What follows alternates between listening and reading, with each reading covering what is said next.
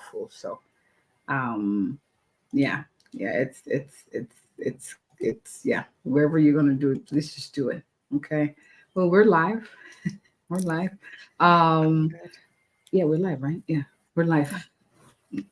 This is great. All right. Hi, everyone. Dr. LaBinton here. I help people live long and well because I believe the quality of life is just as important as the quantity of life. And today we're having a very important topics. Yes, we have a lot of important topics, so this one is equally important. And we're talking about essential parenting tips for the teenage years. I am happy to have on a repeat guest, Dr. Maria Duroseau. Duroseau. No, Duroseau. Yeah, That's Duroseau. good. Yeah. That's good. Uh-huh. So for those of you watching live, hashtag live, those watching replay, hashtag replay. But thank you again, Doc, for coming on again to have conversations with us. That's my absolute pleasure. Thank you for having me back. Anytime I get a chance to do something that helps kids grow to be the best version of themselves, I'm there for it. Yes, I remember our first conversation to be the best version of themselves. That resonated with me the first time. So this is powerful. Now, for those who are watching, who are wondering, well, who are you? What do you do? Could you kindly introduce yourself, who you are, and what you do? So I'm a pediatrician. I think that's the best field anybody can go into medicine. Kids are the best people you'll ever find. I immigrated to the U.S. for college and then med school, got married, so ended up staying here. I have two kids, 10, 8-year-old, and I have a lot more kids in my clinics that I've worked in. And so just helping kids just grow and be the healthiest version of themselves is my passion. And so I kind of transitioned a little bit into coaching. I found that a lot of the stuff I was doing was really just helping parents, helping kids. And so I upskilled and became a life coach too, just because I thought that really helped me consolidate my skills to be able to be the most effective in the shortest amount of time, which, clinic is go, go, go. So I just wanted to make sure I was able to communicate the best. And so here I am. All right. So why do you do what you do? Why peas? Why kids? There's Khalil Gibran. He's a Lebanese poet, and there is a poem he has on children. Read the whole thing. I don't have it for you, but it just talks about how children are part of us now and are also part of our future. And then our job as parents is to kind of launch them. And towards the end, there's a part that says, "So as God loves the arrow that flies, so does he love the stable bow." And the stable bow is us as parents launching them. And so each time I read that, I think everybody should read it. Khalil Gibran on children. It's a fantastic poem that just talks about parenting and the gift that children are. Okay, look at me trying to Google that. Okay. All right. All right. Thank you for sharing that insight. Now, today we're talking about parenting tips for the teenage years. Now, as an experienced pediatrician, by the way, she's been doing this for a while. Dr. Duroseau has been doing this for a long time. Taking care of patients, and I love that you added the life coach piece to it, so you could do that um, primarily when you talk to parents, I guess, one on one. But I'm sure you do that in your practice as well. And so my question to you is, based on your experience in having conversation with teenagers, what are the most common challenges parents face during their child's teenage years? My answer may not be kind of the typical response that you would expect, but maintaining connection. That is one of the hardest things to do with your teenager. And I'll tell you why this is important. We have different parenting roles depending on what age our child is. When they're younger, you're kind of the manager director. You decide what they're eating, what they're doing, where they're going, what time they sleep, etc. As they get a little older, then we're kind of collaborator. We start talking a little bit and saying, "Hey, what do you want to eat? Where are we going to go?" That kind of thing. The transition that happens as you're entering the teen years is that now you become more of a confidant. And so transitioning into that role of they have a lot of other people influencing them, and I, as the parent, want to be one of those people to influence them, is hard to do because you're so used to directing and knowing everything and being the one that tells them what to do. But as part of teenagers, they're evolving. And so they're kind of moving out of that immediate family group shell, and they're starting to seek other connections and other influences and peer groups, which, by the way, peer groups now are not your small insulated at school peer group. This is like the whole world on social media peer group. So you're fighting with all of these other outside influences to stay one of their influences, because before they used to think you were the bee's knees, mommy, daddy, tell me you're the strongest, you're the best, but now you know nothing. And so to be able to switch into that confidant role is hard, because it's hard for us to let go. But here's why it's important to switch into that role. If they are looking for people to influence them and you're not one of them, you lose their ear, and it's hard to help them as they're going through these really big changes in their lives. So being able to maintain that connection with your child is actually one of the biggest challenges that parents face in the teenage years. Maintaining connection, maintaining that communication loop. Doc, are there any exceptions for the parent who's wondering, no, my teenager is not going to go through this. Oh, I will always be her hero. Or I'll always, what you said, like, nah, my child is going to be the exception. They're always going to want me to be there. I'll say that biology is fighting against you, unfortunately, because some of these things that are happening in the teenagers, they're not like these weird aliens that just came from outer space. They're actual biologic, pathophysiologic reasons why they're changing this way. So there's your amygdala, limbic system, not to get too technical, but these are emotional centers, and those are developing rapidly. They're experiencing all of these big emotional changes, and the reasoning centers too are developing, but of course at a much slower pace. So all of those big rapid emotional changes are happening before that reasoning center starts. They're also wiring at this time to start taking risks, and that involves kind of pushing away from you and pushing back, because now they're trying to essentially spread their wings and try out new things. So biology really is working against you. So to say, hey, my kids will never try to push back, my kids will never seek other things, other peer groups, is not something that is going to be true for most, if not all, teenagers, just because this is the development that they're going through. All right. And now, before we go ahead, I wanted to highlight, for those who have questions, please put in the comment. You're watching YouTube, Facebook, LinkedIn, Instagram, so that way I can address those questions as well. Now, Doc, my next question to you is this, for the parent who's watching, who's like, okay, I get the changes, but I'm human too. And sometimes communicating with this teenagers are hard. I was a teenager too. I didn't talk like that to my parents. I didn't react like that to my parents. I had my emotions, but I was able to curtail it. But now it's like, so for the parent who's watching, like, tips, are there tips on how to navigate this new season? How to communicate connection, even though they may not be very receptive to it. That's the word. So yes, one of the big things I think is to try to shift how you think about them. There's this quote, and I forget who says that, but somebody will only be as good in real life as you see them in your mind. So if you see them in your mind as this, like I had said before, this terrible alien, they don't know what they're doing, and so on and so forth, the way you approach them will kind of be flavored by some of that.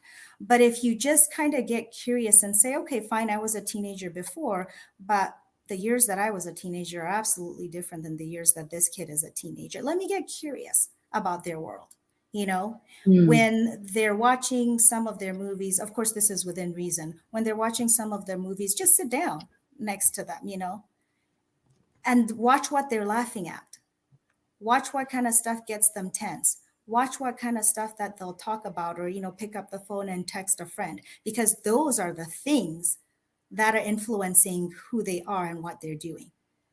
But if we show up and we just say, what is that mess? Turn it off. which again, like I said, within reason, everybody has their family values. If it really is something that is not acceptable by your standards, by all means, turn it off. But for some of the things you can tolerate, some of that music, some of the, things they're watching on Instagram, or just sit by and say, oh yeah, tell me about that. Oh, what were they laughing about? I didn't understand that. Oh, did you see what they said there? What do you think? Because now you're really seeing, how do they do life? What are their peers doing? How do their peers do life? So that would be one of the things I would say. Shift how you're looking at them and get curious about their world. I love when you come. I love how you distill wisdom in such simple, easy, actionable. Let me get curious about your world. Mind shift. Like, Yeah. it's their world.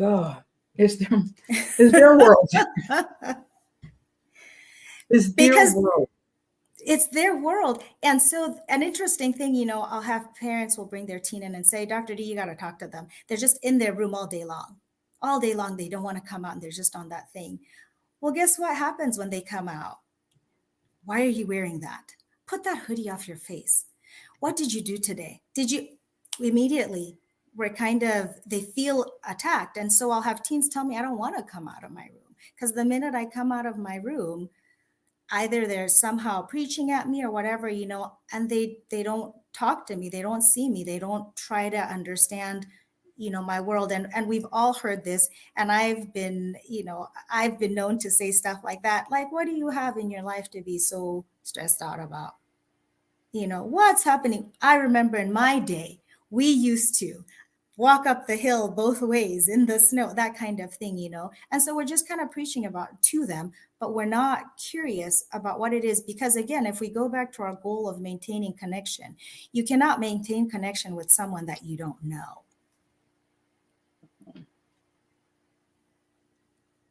That's a good one. I'm trying to write it down. That's a good one. You cannot maintain. That's powerful with someone you don't know. Now, I have someone who's watching. Maybe I speak for myself too. And you're like, you want to give feedback. You want to correct. You want to set boundaries. As they're getting older, because on the one hand, you don't want to push them away. You don't want them to be alienated, but they're doing things that are not maybe in line with your godly standards. Or how do you, any tips on how to still give feedback, without overdo it? Like any tips, like what are tips for parents to hold to? Right. So one I would say is, first, you've done the get curious and trying to connect, because that's you're depositing rather into your emotional bank account, right? And Stephen Okay. Covey, I love reading business theory because so much of it relates to parenting. I think it's fantastic. But Stephen Covey talks about that. You're filling up the emotional bank account, right? So that when you have a hard topic that you need to discuss, they're like, okay, this person has tried and they love me. I see them trying to get into my world. Fine. Now, whenever you're starting to try to have hard conversation, do it in a space that both of you are relaxed. Ideally, before whatever issue comes up. So, for example, this would be something like social media, or device use. You're not going to have the best conversation when they're in the middle of the final part of their video game and you're like, why are you playing this thing all the time? How long have you been on? You're not going to have a best conversation.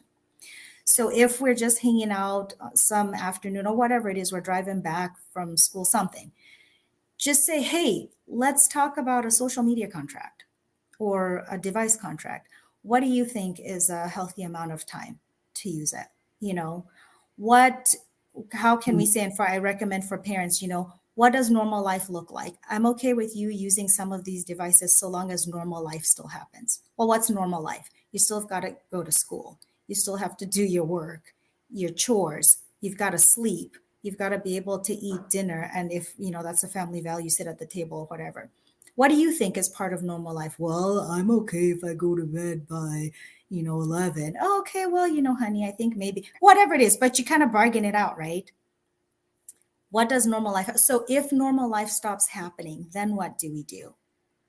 Well, I guess I can just turn it off. Yeah, but we've tried turning it off before. What do you think? What else, And so you kind of negotiate, and they feel empowered. This is not someone talking at them. This is someone talking with them, right? And so they come and you kind of make a contract of sorts. And sometimes I've even done this with my 10 and 8-year-old. We've actually written out a contract.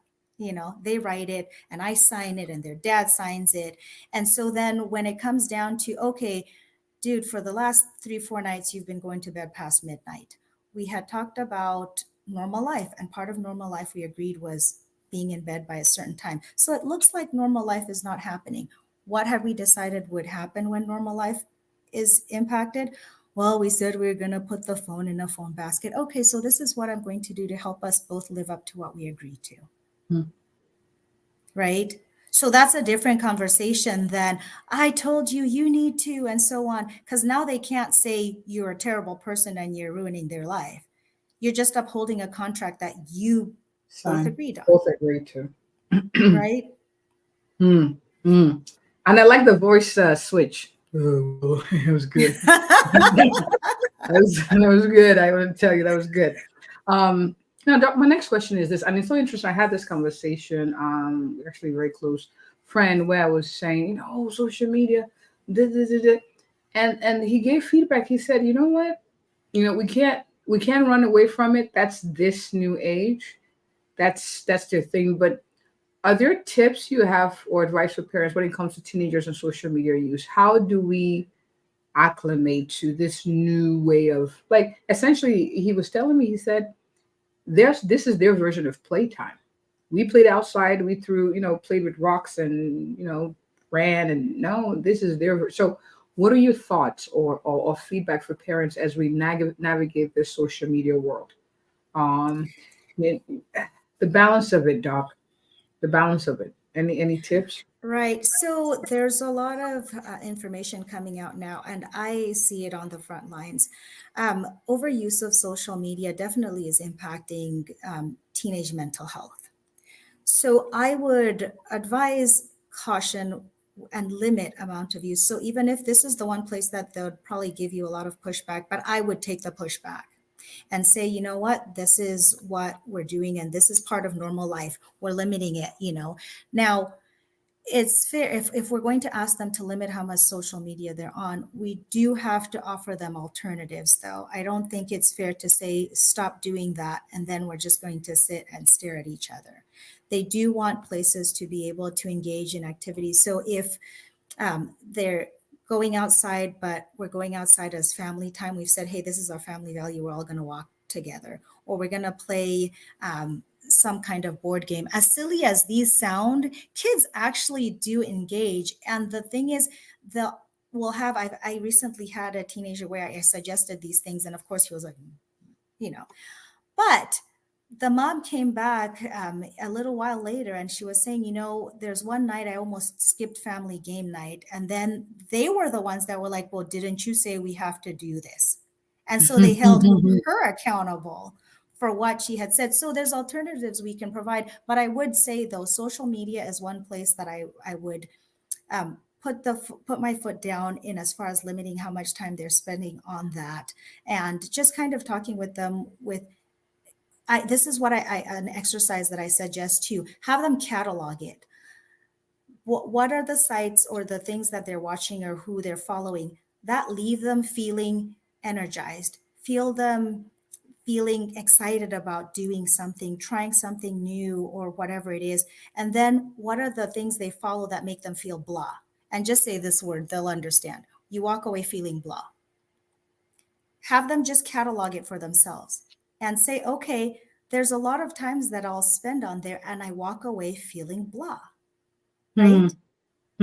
So then if I can at least limit those things that leave me feeling that way, and spend a bit more time on the ones that leave me feeling a bit more engaged, a bit more excited, a bit more open to trying new things or whatever it is.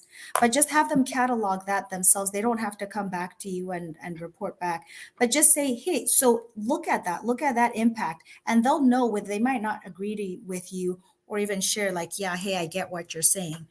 but they themselves will feel it. And we know that feeling too. If you spend enough time scrolling on Facebook with everybody's Yes. vacations, wherever they went all over the world or whatever it is, you walk away just feeling a little more on edge, a feeling a little bit more discontent or whatever it is. And so that's something that if they catalog themselves, they can see the impact of it. And you say, hey, this is why.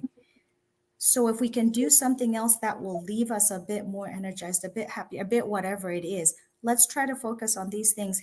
What things do you suggest, that we can try Mm. to do? And within reason, try to actually do some of those things so that they have an alternative to spending time on social media.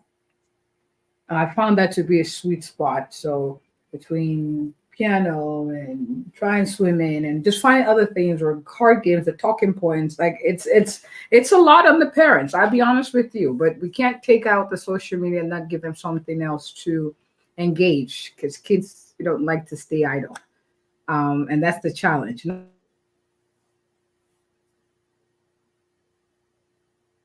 Sorry, you froze a little bit.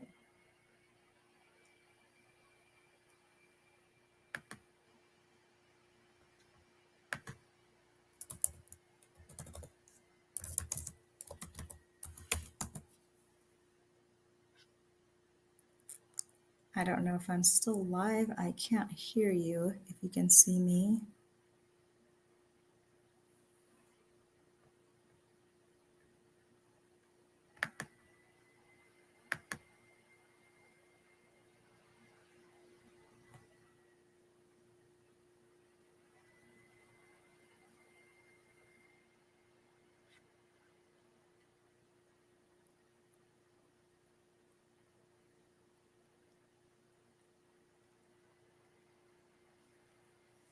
To anybody watching live, I don't know if you can hear me or see me, but I'm waiting for Dr. Labintan to come in. And I'll look at the comments here too, see if I can answer anything here.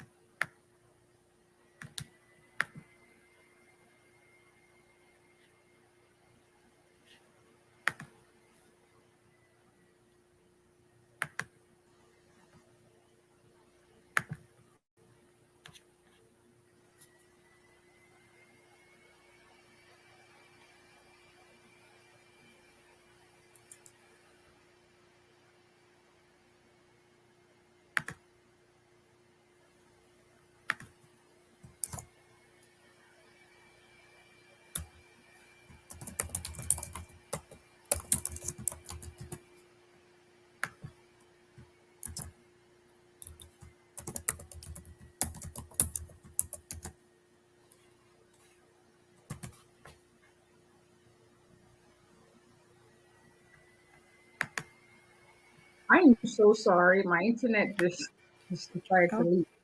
Can you hear me? there you are. There, now Oh, I can I'm hear so you. sorry. I'm so sorry. My That's okay. internet went out. That's okay.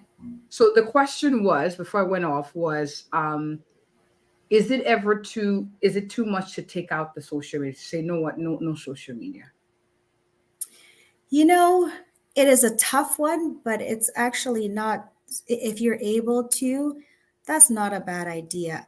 For one, the longer they can stay off social media, the better. This is a Okay. difficult ask just because most of their peers, if your kid is the one not on social media, they'll probably be one of the few, right? Okay. But if you're able to do just a hard detox, sometimes is what we call it, just close off all of those things and take a break. But I would do this, I would do this after doing that cataloging exercise that I had recommended earlier.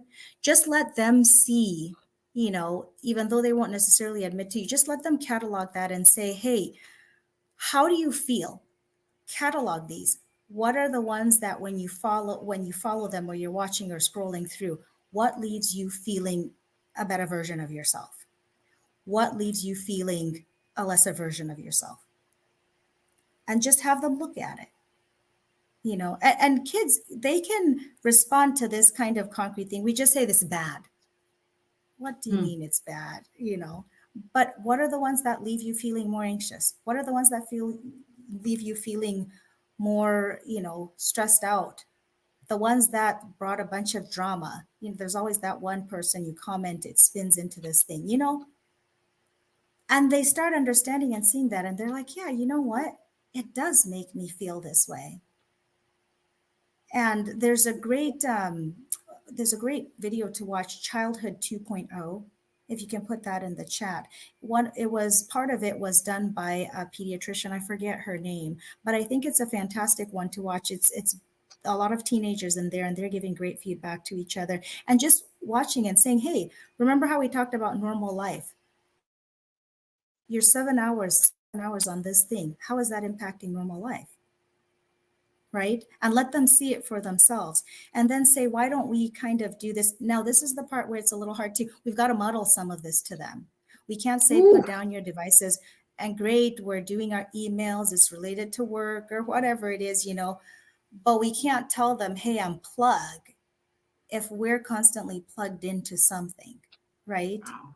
That's deep. So then we say, hey, this will be our device free time, everyone. We're putting our phones or whatever in this basket. All of us have to do something, Wow. But I would challenge them to catalog that. What are the things that you're following that leave you feeling invigorated, feeling like I can go out and do things, And what are the things that make you walk away looking at yourself and saying, oh, I don't look good. Oh, I don't do this good enough. Oh, I'm so behind. Everybody else is having, catalog that. And they'll walk away kind of understanding. And I've challenged teens in this too. And they won't say anything, but they'll do this kind of look up and then look down. And, I speak teen, so I know what all of these things mean, But you'll see them say they know what I'm talking about when I say there's ones that leave you feeling blah. And you walk away, you just don't feel good. But Powerful. Social media is one of the ones I would really go after. Powerful. I like the call out to not be hypocrites. I had my son call me. No, my daughter were doing a mimic. Well, both of them. They're like, oh, let's mimic mommy and daddy. And then he said, oh yeah, don't use social media. Don't be on the phone. Don't be on the computer. As she goes to look on her phone, and I was like, ooh, that was good. That was good. That was good. But it was an eye opener, and we can't expect them to do it if we're struggling to. So it's a family thing.